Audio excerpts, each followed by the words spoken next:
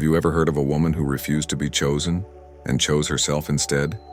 In the heart of ancient Africa, where rivers danced through lush valleys and stories whispered through baobab trees, there was a village called Ndalira, known for its rich customs and vibrant celebrations. Ndalira was also a place where traditions ruled, and a woman's future was often decided before she could even speak of her dreams. In this village lived a young woman named Adama.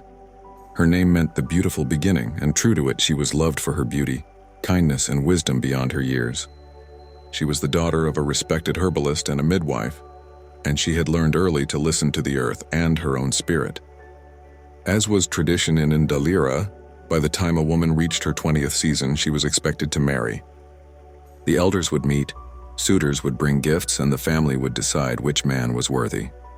Adama had many suitors. Tunde, the wealthy son of a chief, came with gold and fine fabric. Kamau, the brave warrior, brought leopard skins and tales of valor. Easy, the poet, came with songs carved into calabashes, words that melted hearts. And yet Adama did not choose. Village whispers grew louder. Is she proud? Is she cursed? Why does she reject such fine men? But Adama remained silent. Until one day, under the village moon, her father asked, "Child, what is it that you seek in a husband?" She looked into her father's eyes and said, "I do not seek a husband. I seek myself." Her father was silent, shocked, but he saw in her eyes a storm of clarity.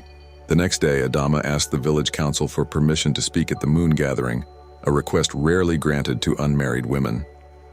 She stood before elders, warriors, mothers, and suitors alike and told her truth. "You ask why I do not choose. I say because I'm not a prize to be won. I am not the gold you trade or the land you inherit. I am a woman who walks with the wind, who dreams of healing not just a man but a village. I am not afraid to walk alone, for I am already whole." The crowd murmured. Some elders shook their heads. But among the younger women, something stirred. A fire. Then something no one expected happened. Tunda, the proud son of a chief, stood up. "You shame the men who love you." But Kamau, the warrior, stood and said, "No. She teaches us to love deeper, to see women not as brides but as beings." Ezi, the poet, simply smiled. "She is a poem not to be owned but remembered." Days passed. Adama left the village. She traveled to distant lands, learned from other healers, helped women give birth in peace, sat with dying elders to collect their wisdom, and taught young girls to plant seeds of freedom. Years later, Adama returned to Ndalira, not as a bride, but as a teacher, a leader, and a woman whose choice had become a path for many. And when the time came that love found her, it was not in gold, nor war, nor song, but in a quiet man who sat with her under a tree and said, "I do not want to own you. I want to walk beside you."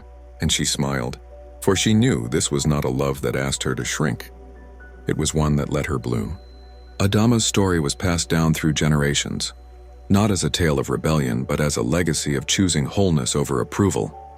So ask yourself, what would happen if you stopped waiting to be chosen and chose yourself?